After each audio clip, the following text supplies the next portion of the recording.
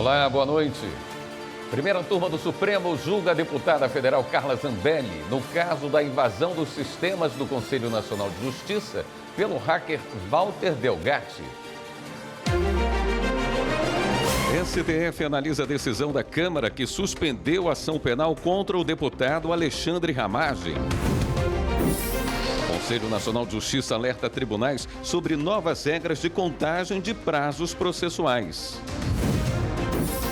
Mulher apontada como responsável pela morte do menino Arthur, de 2 anos, no sertão de Pernambuco, é denunciada pelo crime de homicídio. E ainda, Tribunal de Justiça de Minas Gerais celebra o Dia da Memória do Poder Judiciário e mostra o trabalho de guarda e restauração de relíquias que contam a história da justiça no estado. O Jornal da Justiça desta sexta-feira, 9 de maio, começa agora.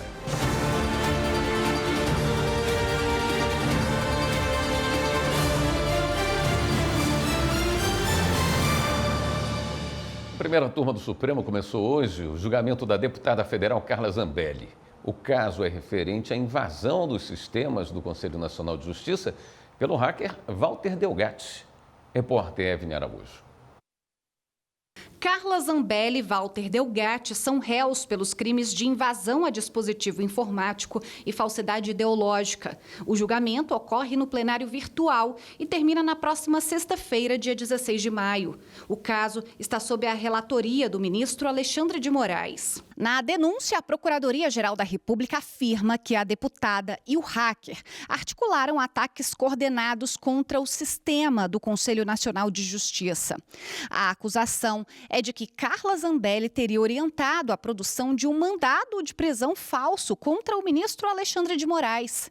Conforme a acusação, de agosto de 2022 a janeiro de 2023, Delgatti invadiu por várias vezes dispositivos de informática usados pelo Poder Judiciário, adulterando também informações, alvarás de soltura e decisões de quebra de sigilo bancário. Além da condenação pelos crimes, a Procuradoria-Geral pede também a cassação do mandato da parlamentar. A denúncia contra a dupla foi aceita pela primeira turma do STF em maio do ano passado. Por unanimidade, o colegiado entendeu haver indícios suficientes do cometimento dos crimes. O Supremo tem maioria para derrubar parcialmente decisão da Câmara dos Deputados que suspendeu a ação penal contra o deputado Alexandre Ramagem. A sessão virtual extraordinária termina na próxima terça-feira. Marta Ferreira tem os detalhes. O ex-diretor da ABIN, Alexandre Ramagem, foi denunciado pela Procuradoria-Geral da República porque teria usado a estrutura da instituição para desacreditar o sistema eleitoral. No dia 26 de março, a primeira turma do Supremo aceitou a denúncia e Ramagem virou réu por ter participado da tentativa de golpe de Estado. Na quarta-feira, a Câmara dos Deputados aprovou por 315 votos a 143 um projeto de resolução que suspende a ação penal contra Ramagem. Na quinta-feira, o presidente da Câmara dos Deputados encaminhou um ofício ao STF informando dessa aprovação. De acordo com a Constituição Federal, após o recebimento da denúncia contra senador ou deputado por crime ocorrido após a diplomação, o andamento da ação penal só pode ser suspenso pelo voto da maioria dos integrantes da Câmara ou Senado. Depois do comunicado, o presidente da primeira turma do STF, ministro Cristiano Zanin, convocou uma sessão virtual extraordinária, que começou nesta sexta-feira e tem prazo para encerrar na próxima terça-feira. No voto, o ministro Alexandre de Moraes destacou que a decisão da Câmara tem que ser limitada somente a Alexandre Ramagem e apenas aos crimes cometidos depois da diplomação como deputado em dezembro de 2022. Com isso, ficariam suspensos 2 crimes: dano qualificado e deterioração de patrimônio tombado. Mas estariam mantidos os crimes de abolição violenta do Estado Democrático de Direito, golpe de Estado e organização criminosa. Assim, Moraes votou para suspender parcialmente a ação penal. No voto, o ministro fez questão de deixar claro que a resolução da Câmara não se aplica aos demais réus envolvidos nos atos antidemocráticos do dia 8 de janeiro. O ministro Cristiano Zanin também já votou acompanhando integralmente o voto de Moraes. O ministro Flávio Dino acompanhou, mais com ressalvas. Faltam os votos da ministra Carmen Lúcia e do ministro Luiz Fux. O Supremo declarou a inconstitucionalidade de uma lei de Rondônia que recriou cargos extintos na Polícia Civil. A norma mudou os nomes dos cargos e reenquadrou servidores sem concurso público. Anderson Arcoverde tem as informações. A lei proposta pela Assembleia Legislativa de Rondônia recriou os cargos de motorista e de agente de serviço geral com o nome de agente de polícia civil. A norma foi questionada no STF pelo governo do estado, com o argumento de que, na prática, a lei recupera cargos extintos e os equipara ao de agente de polícia civil, uma função com exigências e atribuições diferentes.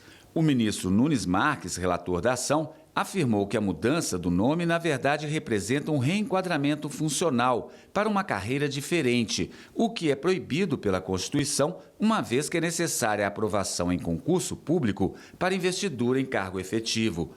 O ministro observou ainda que a lei violou o princípio da separação dos poderes e invadiu a competência exclusiva do governador para propor normas que tratem de criação, extinção ou estruturação de cargos públicos do Executivo. O plenário virtual do STF discute sobre um indulto natalino para penas de até 5 anos. O assunto, que teve repercussão geral reconhecida, começou a ser julgado nesta sexta-feira. Os detalhes com o repórter Pablo Lemos. O assunto ganhou notoriedade em 2022, quando um homem condenado a mais de 4 anos de prisão recebeu um indulto natalino após um decreto presidencial. A discussão no Supremo é se o benefício para condenados com penas de até 5 anos está de acordo com a Constituição. O questionamento é do Ministério Público do Distrito Federal e Territórios, que recorreu ao STF contra uma decisão que manteve o indulto. Para o MPF, o decreto não previu o tempo mínimo de cumprimento de pena como requisito, que é de 1/5 para não reincidentes e 1/4 para reincidentes. Outro argumento é de que o então presidente naquele ano teria ingressado indevidamente em matéria de direito penal, o que é restrito ao Congresso. O indulto natalino é um benefício concedido pelo presidente da República, geralmente durante o período de Natal, para perdoar penas de crimes de quem está preso. O caso era de relatoria da ministra Rosa Weber, agora é do ministro Flávio Dino. O julgamento em plenário virtual começou nesta sexta-feira e tem prazo para terminar até o dia 16 de maio. A seguir, Justiça Eleitoral chama a atenção para o prazo de regularização do título de eleitor. E ainda, Justiça de Santa Catarina mantém a validade de um testamento público lavrado dentro de um hospital. Voltamos em instantes.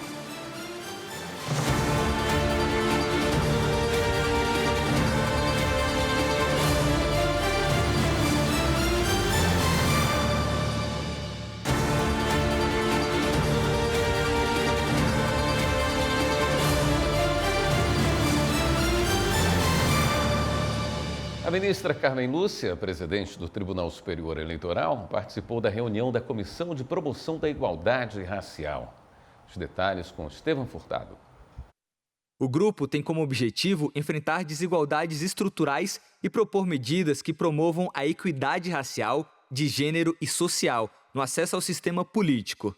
Durante o encontro, a presidente destacou a importância do combate ao preconceito. 3 pontos centrais foram discutidos na reunião: o levantamento e a análise de dados para conhecer a composição do eleitorado em relação a dados sensíveis como raça, gênero e etnia.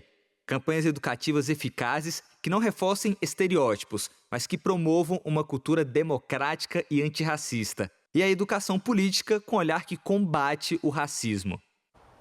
Quem não votou nos últimos 3 turnos eleitorais não justificou a ausência nem pagou as multas. Tem até o dia 19 de maio para regularizar e evitar o cancelamento do título. Faltam 10 dias. Repórter Fábio Ruas fala ao vivo do Tribunal Superior Eleitoral e explica como você pode resolver essas pendências. Oi, Fábio. Boa noite. Boa noite, William. São mais de 5 milhões de pessoas nessa situação, viu? E é possível regularizar pela internet mesmo, é muito fácil. Pode ser pelo aplicativo e-Título, que está disponível de graça para celulares com os sistemas iOS e o Android, e também no site tse.jus.br na aba Autoatendimento Eleitoral. Aí dá para consultar as multas, pagar online por boleto, por Pix ou por cartão de crédito. E agora quem preferir também pode ir a um cartório eleitoral. É só consultar o horário do expediente no site do TRE do seu estado e também lembrar que tem que levar um documento oficial com foto, viu, William? A multa é de R$ 3,51 por turno eleitoral ausente e esse é o único pagamento a ser feito. Se alguém cobrar algo além disso, William, é golpe, né? Ou seja, os serviços da Justiça Eleitoral, eles são gratuitos, incluindo aí a regularização do título, então cuidado com esse golpe. É só mantendo o documento em dia, você vai poder tirar passaporte, fazer matrícula em universidade pública, são vários direitos aí que você consegue exercer. Então, é só regularizar o título até o dia 19 de maio. Com você, William. Recado dado. Obrigado, Fábio. A 5ª Câmara de Direito Civil do Tribunal de Justiça de Santa Catarina manteve validade de um testamento público lavrado em hospital e afastou alegações de nulidade levantadas por uma das herdeiras. O testamento foi elaborado por uma escrivã no hospital onde o testador estava internado em estágio terminal. Segundo a autora da ação, o documento deveria ser anulado porque a profissional teria atuado fora da sua área de delegação e seria próxima a outros beneficiários da partilha. Também alegou que o pai estava sob forte medicação e sem plena capacidade cognitiva ao assinar a escritura. O relator do processo destacou que a lavratura do testamento no hospital foi necessária porque o testador não tinha como se deslocar. O magistrado também afirmou que os documentos médicos anexados ao processo confirmaram que o homem estava lúcido e orientado no momento do ato. Por unanimidade, o colegiado concluiu que a lavratura do testamento por substituto legal é válida e que a vontade do testador deve prevalecer desde que não haja prova robusta de vício.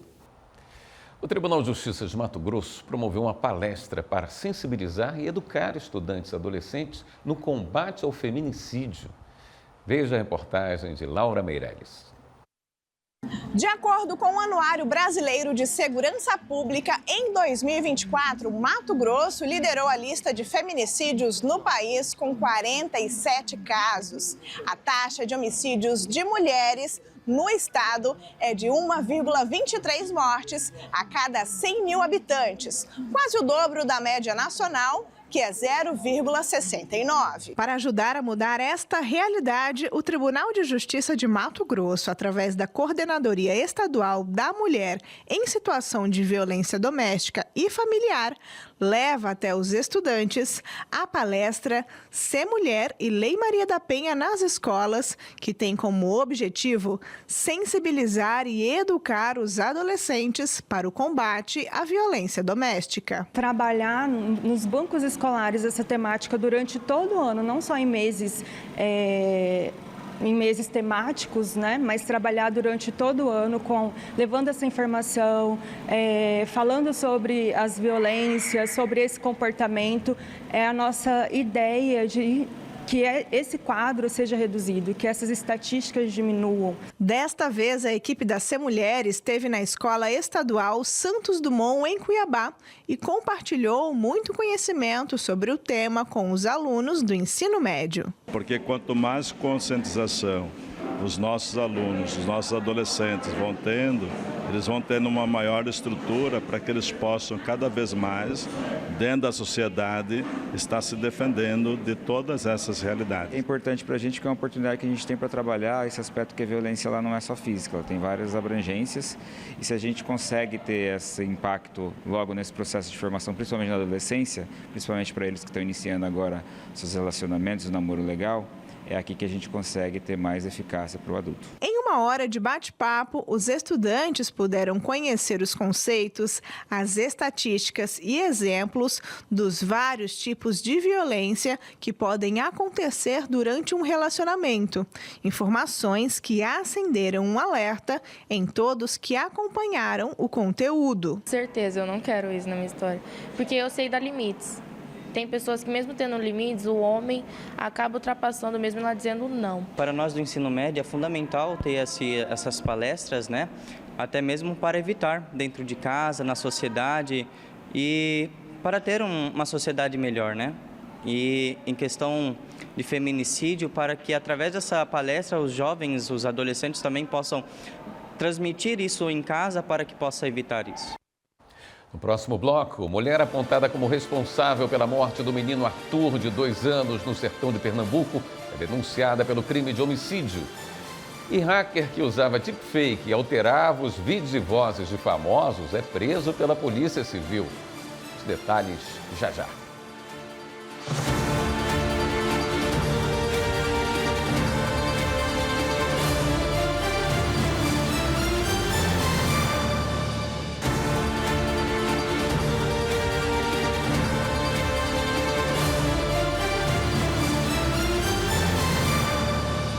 O Ministério Público pediu à Justiça de Santa Catarina que a prisão preventiva de Daiane Priscila Terrez seja convertida em internação provisória.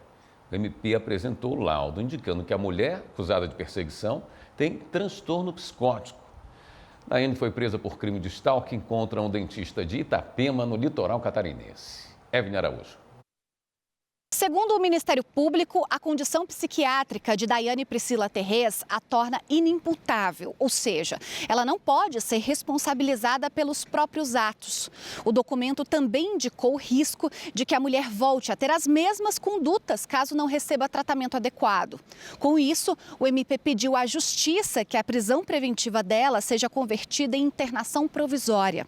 Daiane foi presa em fevereiro pelos crimes de perseguição, injúria e ameaça. Ela conheceu a vítima em 2019 no consultório dele, que é dentista. Desde então, começou a persegui-lo. A família dele também se tornou alvo das perturbações. E uma mulher apontada como responsável pela morte de uma criança de 2 anos em Itabira, sertão de Pernambuco, foi denunciada por homicídio qualificado e outros 2 crimes. Repórter Carolina Chaves. Arthur Ramos, de Nascimento, de 2 anos, estava sob os cuidados de Giselda da Silva Andrade, apontada como autora do crime. De acordo com a denúncia do Ministério Público de Pernambuco, a criança era submetida de forma reiterada e cruel a agressões físicas, maus tratos, privação de cuidados e abuso sexual. Segundo informações iniciais, Giselda tomava conta da criança enquanto a mãe estava fora da cidade. De acordo com o Ministério Público, testemunhas confirmaram as agressões constantes com castigos físicos cruéis e injustificáveis. No dia 16 de fevereiro, Arthur foi morto por asfixia e pancadas na cabeça. Giselda e o companheiro dela foram presos. O Ministério Público de Pernambuco ofereceu denúncia contra a cuidadora, que deve responder pelos crimes de homicídio qualificado, estupro de vulnerável e tortura. PF faz operação contra crimes ambientais em terra indígena em Rondônia. Hacker que usava deepfake e alterava os vídeos e vozes de famosos é preso pela Polícia Civil. E o combate à organização criminosa no Espírito Santo. Confira. A Polícia Civil do Distrito Federal prendeu em Santa Helena de Goiás um hacker suspeito de participar de um grupo que alterava os vídeos e vozes de famosos para anunciar falsas promoções de uma rede de restaurantes. As vítimas eram direcionadas aos sites falsos, onde faziam pagamentos por vouchers de descontos inexistentes. Além da prisão, foram cumpridos mandados de busca e apreensão e determinado bloqueio de contas bancárias vinculadas ao investigado. A Polícia Federal fez operação conjunta com o IBAMA para reprimir o desmatamento na área da terra indígena Igarapelagem, em Rondônia. Foram apreendidos equipamentos e madeiras de lei extraída ilegalmente. Os bens foram destruídos no local, como prevê a legislação. A Força de Combate ao Crime Organizado fez operação no Espírito Santo para desarticular uma organização criminosa. Foram cumpridos mandados de busca temporária e de busca e apreensão, além de sequestros de bens móveis e imóveis dos investigados. Também foi determinado o bloqueio de contas bancárias, aplicações financeiras e ativos patrimoniais, com valor estimado em mais de R$2,5 milhões de reais. A terceira turma do Superior Tribunal de Justiça decidiu que um lojista é responsável por contestar uma compra se fizer transações sem cautela. Jéssica Castro. Ao negar provimento ao recurso especial de uma madeireira que buscava o ressarcimento por fraude sofrida e a responsabilização da credenciadora de cartão de crédito envolvida na operação, o colegiado entendeu que, caso haja falta de cautela por parte do lojista, ele deve responder pelas contestações de compras pagas por meio de cartão. Na origem do caso julgado, a empresa fez uma venda parcelada de mais de R$14 mil, que foi aprovada na mesma data pela credenciadora.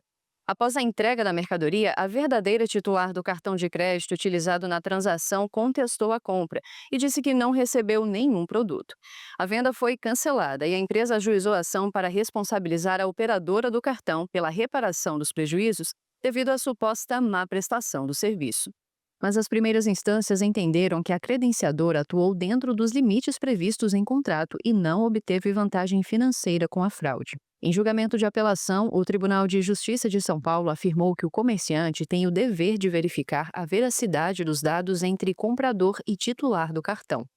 Ao STJ, a empresa defendeu a anulação da cláusula contratual que transfere ao estabelecimento comercial todos os riscos do negócio em hipóteses como a do caso.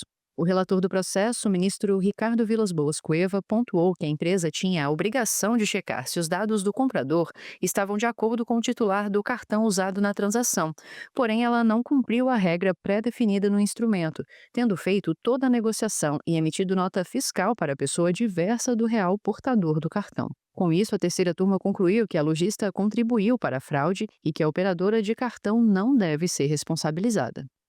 A Escola Nacional de Formação e Aperfeiçoamento de Magistrados do Trabalho, ENAMAT, promoveu um seminário sobre o papel da Organização Internacional do Trabalho na efetivação das normas fundamentais do trabalho. O evento também marcou o início de um curso sobre o tema, a publicação de 2 livros e o lançamento de uma plataforma para incentivar magistrados a utilizarem as normas internacionais. Rocine Gomes. O evento, realizado no Tribunal Superior do Trabalho, foi oferecido gratuitamente à sociedade e à comunidade jurídica. Diversos ministros da Corte compareceram. Na abertura, o presidente do TST e do Conselho Superior da Justiça do Trabalho, ministro Aloísio Corrêa da Veiga, destacou a atribuição da Organização Internacional do Trabalho. A OIT é responsável, sempre foi, de sua criação, por essa cooperação e congregação de todo o universo do direito do trabalho no mundo. E isso os países membros, que estão a ela vinculados, têm uma participação muito grande na promoção de um bem-estar do trabalho.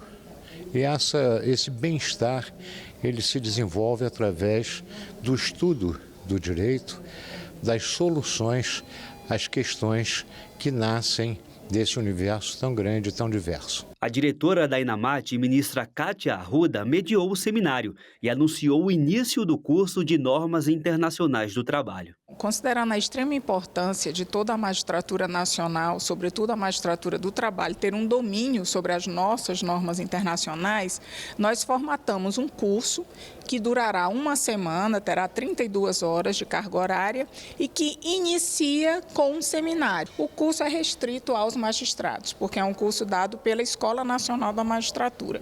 São 100 magistrados dos 24 estados do país, além dos próprios ministros do Tribunal Superior do Trabalho. Dividido em 2 painéis, o seminário discutiu o papel e a atuação dos comitês de peritos e de liberdade sindical, além dos desafios para a aplicação das normas internacionais do trabalho. Essas normas, elas buscam assegurar condições mínimas, justas e decentes de trabalho universais. Então, esse é o sentido do sistema normativo, que é uma concretização do valor da justiça social. Porém, a OIT é uma organização composta por estados. Então, são os estados que podem aplicar essas normas de diferentes formas, através da negociação coletiva, do diálogo social, da cooperação, projetos técnicos, mas também através da aplicação das normas pelas cortes nacionais. Também no seminário houve o lançamento da plataforma Labor Nexus, desenvolvida pelo Tribunal Regional do Trabalho da 4ª Região, no Rio Grande do Sul. A ferramenta possui um banco de dados com normas e documentos da atuação dos órgãos de controle da OIT e tem o objetivo de incentivar magistradas e magistrados a utilizarem as normas internacionais do trabalho. Ela traz como principais funcionalidades a tradução de trechos de documentos dos órgãos de controle da OIT, a pesquisa em convenções internacionais e o cruzamento de dados. E, além disso, a plataforma possibilita essa consulta simplificada sobre ratificação e hierarquia no ordenamento interno e possibilidades de aplicação judicial. O evento foi finalizado com o lançamento de 2 volumes da coleção de estudos da ENAMAT. Eles trazem a interpretação, a aplicação, os fundamentos e a doutrina das normas internacionais e controle de convencionalidade na Justiça do Trabalho. Esses 2 livros tiveram ampla participação da sociedade, advogados, magistrados, servidores, pesquisadores, e nós temos em torno de 40 articulistas nesses livros. A seguir, MPF pede a inclusão da população de rua atingida pelas chuvas no Rio Grande do Sul nos programas de auxílio e moradia do governo. E ainda, Conselho Nacional de Justiça alerta tribunais sobre novas regras de contagem de prazos processuais. As informações no próximo bloco.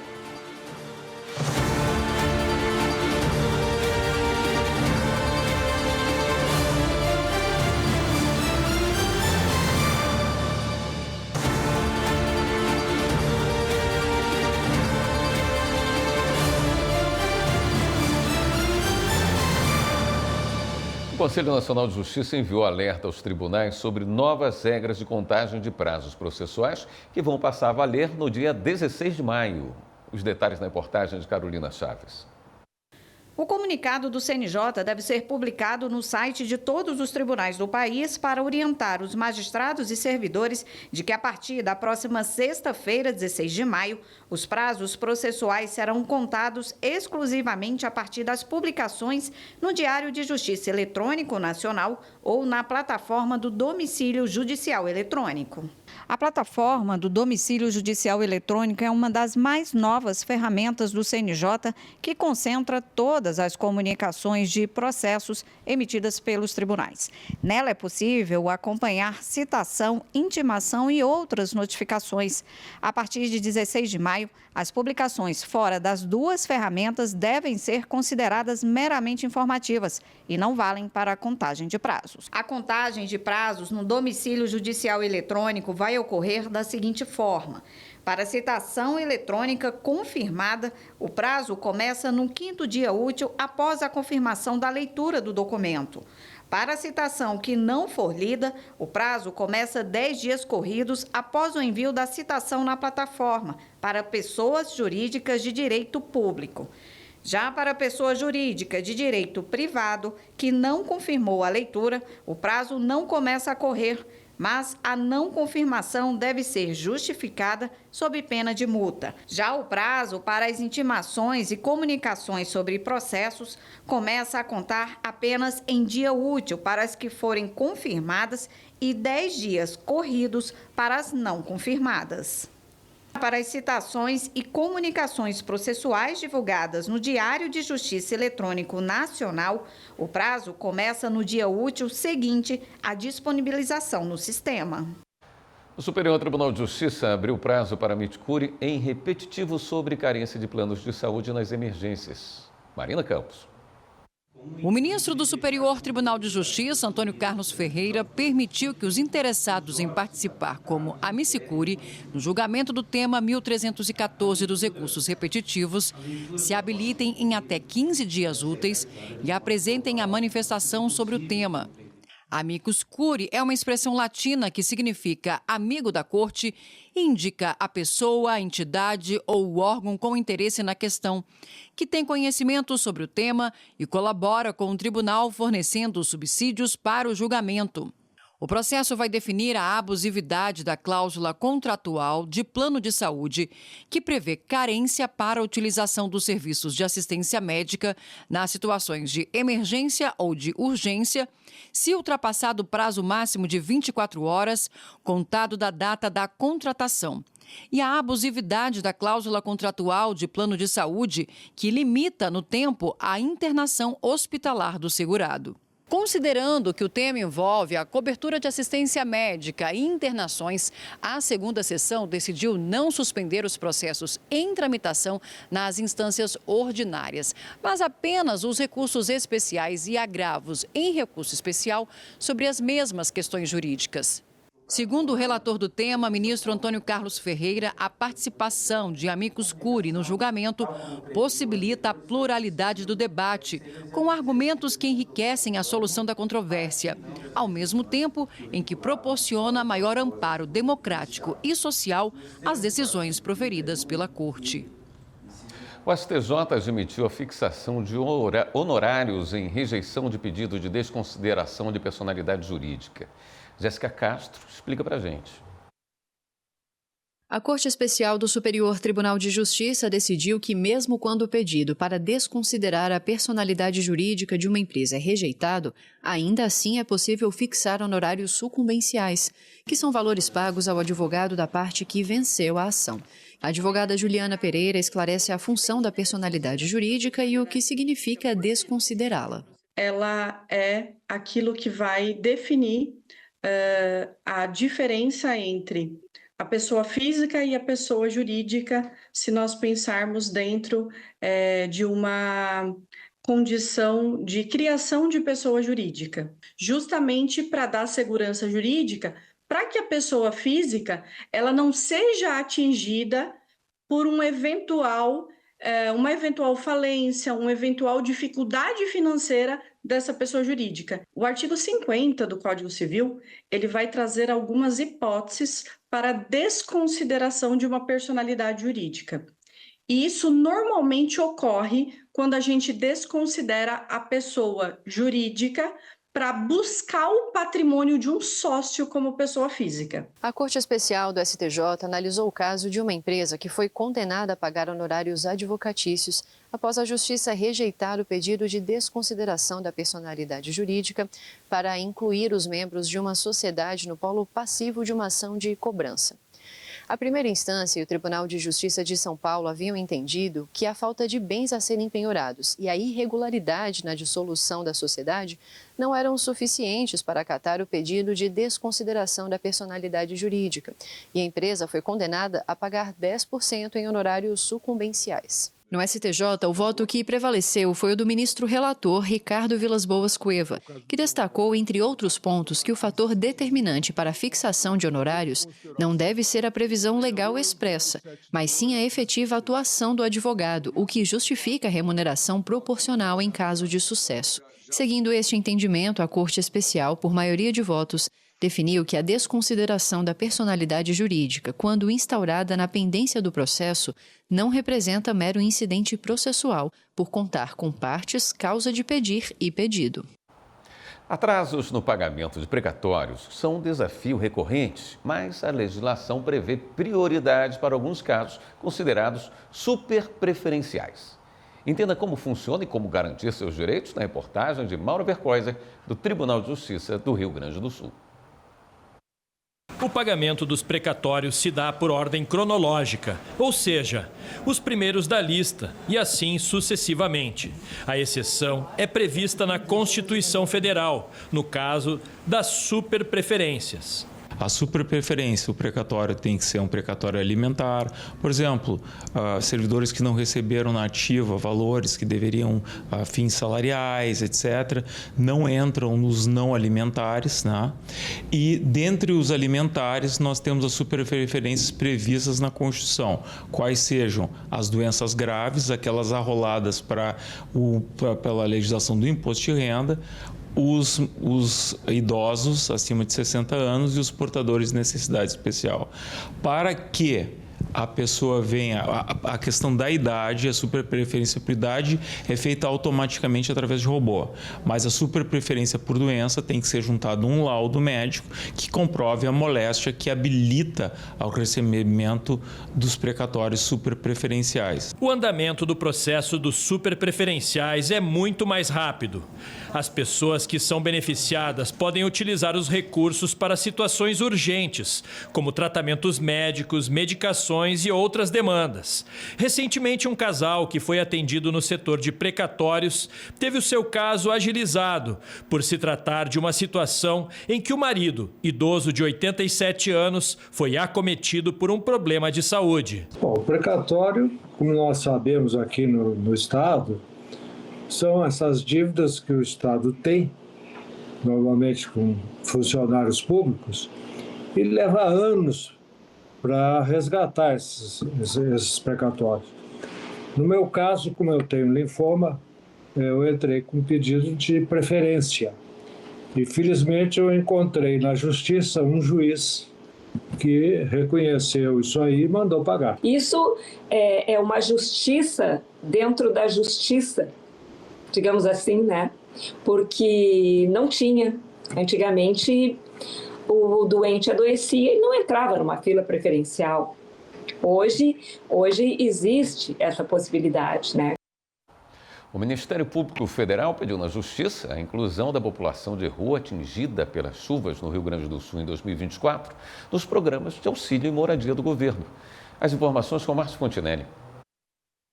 O Ministério Público Federal decidiu entrar com ação na Justiça contra a União para que seja garantido o cadastro em programas sociais de pessoas em situação de rua, que também sofreram com os alagamentos no Rio Grande do Sul no ano passado. Para o MPF, entre outras questões, a documentação e os critérios exigidos para que uma pessoa se torne beneficiária não condizem com a realidade de quem vive na rua.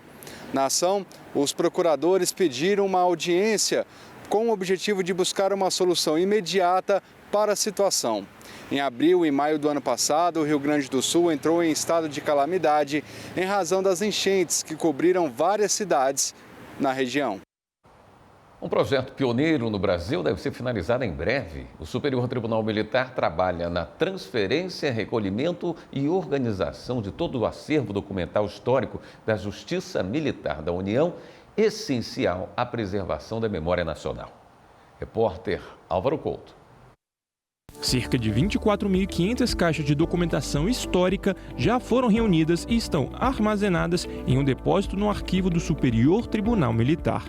Trata-se do projeto de organização e transferência dos acervos judiciais e administrativos, das auditorias e foros da Justiça Militar da União. A expectativa é de concluir os trabalhos em 2026, com a disponibilização de todos os arquivos para acesso do público. O projeto é dividido em 3 fases.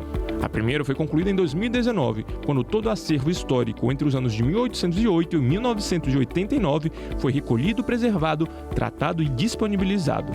Também estão digitalizados e disponíveis para consulta os processos judiciais da JMU até o ano de 1989. Os livros históricos, nós temos uma equipe que está transcrevendo os manuais, que a gente encontra documento de 1800, 1900, no início de 1900, que são letras muito rebuscadas, que o usuário tem dificuldade na leitura. Então, o que nós estamos fazendo? Nós estamos transcrevendo e alguns livros já estão disponíveis na nossa página do tribunal. Já a segunda fase do projeto visa classificar e organizar toda a documentação administrativa. E por último, com previsão de término para 2026, tem a terceira fase que irá consolidar em Brasília a documentação dos processos judiciais físicos das auditorias a partir de 1990. À medida que a documentação fica pronta, ela é disponibilizada na plataforma Arquimedes, na página do Superior Tribunal Militar na internet. Um acervo tão rico que, mais do que a história da Justiça Militar da União, conta a história do Brasil. A gente tem documentos da revolta constitucionalista, nós temos documentos da revolta da Armada, nós temos documentos da revolta da Chibata, nós temos documentos da FEB, então nós temos documentos muito importantes que retratam a história do Brasil dentro do direito. Ao término do projeto, a ideia é desenvolver uma ação socioeducacional, voltada principalmente para estudantes, disseminando em um único lugar, de forma organizada e centralizada, todo esse conteúdo documental da JMU. Quando você descobre o que tem dentro dessa documentação, quando você vê o quão ela é importante para a história do nosso país e o quão ela coloca a justiça militar num patamar de justiça especializada, uma justiça ágil e uma justiça que ela realmente faz justiça, é um orgulho muito grande trabalhar nesse projeto. A seguir, Justiça Federal do DF formaliza a primeira reintegração de posse humanizada do país. E ainda, TJ de Minas Gerais celebra o Dia da Memória do Poder Judiciário e mostra o trabalho de guarda e restauração de relíquias que contam a história da justiça no estado. Até já!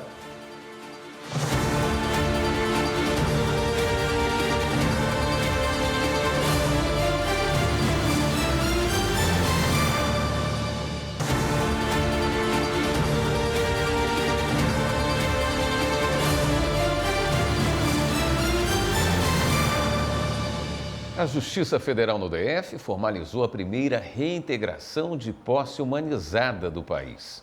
O modelo, que deve servir como exemplo para outras localidades, cumpriu condutas definidas pelo Supremo. Repórter Fátima Uchoa. Um dia emblemático que marcou o fim de um conflito fundiário que já durava cerca de 5 anos entre o poder público e a população em busca de moradia na Bacia do Descoberto, em Braslândia, região administrativa do Distrito Federal, com a atuação coordenada entre vários entes estatais, como a Justiça Federal no DF, a Procuradoria da República da Primeira Região, o Instituto Nacional de Colonização e Reforma Agrária, a Defensoria Pública da União, o Ministério Público Federal e o Governo do Distrito Federal, foi finalizada a reintegração de posse humanizada no lote 458A da Gleba 3 do projeto de colonização Alexandre Gusmão. Com apoio do Centro Judiciário de Conciliação e da Polícia Judicial, a desocupação priorizou o diálogo, a escuta qualificada e a articulação interinstitucional. Todas as etapas foram executadas sem qualquer registro de violência ou confronto, tornando o caso um exemplo nacional de reintegração humanizada. Em solenidade com a presença de várias autoridades, foi formalizado o acordo, que é um marco histórico para o judiciário brasileiro. Ninguém mais aguenta essas posições de hierarquia. Hoje a conversa franca, aberta, o diálogo realmente conciliado, é isso que nós todos buscamos. E tem solução para tudo quando há consensualidade. E a reintegração da posse pacífica e humanizada contou com técnicas de conciliação entre as partes, sendo a primeira em conformidade com a ADPF, a Arguição de Descumprimento de Preceitos Fundamentais 828 do Supremo Tribunal Federal, que redefiniu as relações fundiárias e fixou parâmetros para a atuação e o controle do judiciário. Nós conseguimos fazer essa desocupação humanizada. E como conseguimos fazer isso? Percebendo que esse problema da moradia é um problema complexo e que exige novos arranjos institucionais. E esse arranjo foi construído a partir de uma rede colaborativa com dezenas de instituições participando. O governo e a Secretaria da Casa Civil do Distrito Federal participaram ativamente de todo o processo em busca de uma solução consensual e que amparasse as mais de 100 pessoas. No final das contas, o resultado foi positivo, a conciliação prevaleceu e a desocupação humanizada foi exitosa. A defensora pública federal Larissa Amantea Pereira participou dos primeiros diálogos com as pessoas que ocupavam a área irregularmente. Não houve uma invasão simplesmente, elas foram postas lá porque elas vieram do movimento social de reforma agrária que acabaram sendo abandonados. Claro que depois teve algumas pessoas que entraram, teve uma mudança, mas saber o que aconteceu, o que levaram essas pessoas aí ajudou muito para que a gente pensasse também numa solução conciliada, onde todos fossem ouvidos. A Terracap, a companhia imobiliária de Brasília, também participou da iniciativa. Todo conflito fundiário, ele deve ser analisado e resolvido de alguma forma coordenada, de uma forma negociada. Esse é um grande exemplo de um conflito que foi resolvido e coube a Terracap cercar essa área ao final dessa resolução. E nós cercamos toda a área, vai dar mais segurança para que o verdadeiro ocupante, quem tem direito lá, possa estar nessa área. Trabalhar e acompanhar todo esse desfecho exitoso, né, do Poder Judiciário é como se estivesse fechando um ciclo e abrindo um novo ciclo, novas oportunidades para os ocupantes irregulares daquela área. O Brasil é um país complexo, marcado por desigualdades, e esses arranjos antigos, burocráticos, hierárquicos, rígidos, solenes, eles já não atendem mais aos nossos desafios. Em 10 de maio é comemorado o Dia da Memória do Poder Judiciário. A data celebra o patrimônio cultural construído desde o Brasil colônia. Em Minas, o Tribunal de Justiça guarda e restaura a história da justiça no Estado. Reportagem de Kátia Matos. O Palácio da Justiça, no centro de Belo Horizonte, é a sede da memória do Judiciário Mineiro. O prédio foi inaugurado em 1911 e hoje é um patrimônio cultural e arquitetônico que guarda a história da justiça no Estado. Era dividido basicamente em 3 pavimentos. A base, que seria o que a gente chamaria de porão, mas que não está tão assim abaixo da terra, não, era onde funcionava o presídio. Então, é como se fosse uma delegacia, onde as pessoas estavam presas e ficavam ali, permaneciam. O segundo andar, seria hoje a parte mais social, né, do palácio, funcionava o Fórum de Belo Horizonte. E no andar de cima, no terceiro andar, acima ainda havia uma cúpula, mas nesse terceiro andar funcionava o Tribunal de Justiça. E foi a partir dessa distribuição do prédio que nasceu a expressão jurídica "subam os autos". Que estando o fórum, que é a primeira instância, no segundo andar do tribunal, o juiz determinava ao fim do processo, com a sentença, ou no caso dos despachos interlocutórios, ele dizia, preparados, subam os autos ao tribunal. E subir os autos era exatamente pegar o processo físico, né, aquele caderno processual, subir as escadas e chegar ao andar superior, entregando para distribuição no Tribunal de Justiça. Logo na entrada do palácio, uma escadaria importada da Bélgica, com 2 figuras femininas em bronze, já impressiona quem chega. No acervo, documentos centenários, mobiliário, obras de arte, utensílios, a toga usada pelos magistrados e até objetos apreendidos como um instrumento de crime. Os elementos decorativos, como os lustres e as esculturas, complementam o acervo. O palácio está em restauração desde junho de 2023. As obras, além de recuperar as áreas degradadas, vão adaptar as instalações ao funcionamento do museu. Todo o acervo do museu foi guardado em uma área de reserva técnica para ficar protegido durante as obras de restauração. Um trabalho de expografia vai definir o que cada ambiente deve receber. O objetivo é resgatar as características originais da construção. O espaço sofreu várias intervenções no decorrer dos anos. Nós encontramos resquícios da pintura mural original presente nas paredes, no desvão do telhado. Na superfície que a gente pode dizer entre a laje e o telhado, existem pequenas pinturas feitas a pincel que rememoram, né, os tempos antigos do palácio. Até agora foram restauradas algumas partes de madeira, como as janelas e as esquadrias do prédio. Esse espaço mineiro, ele tem uma importância singular e destacada, porque nós fomos daquelas, quando o Brasil colônia até mesmo, nós tivemos uma representatividade num momento histórico, econômico, muito importante. Então, isso suscitava diversas situações em que a justiça era chamada a atuar. O exemplo clássico, o caso da Inconfidência Mineira. Ainda não há uma data definitiva para a reabertura do museu. A expectativa é que a restauração termine em 2 anos.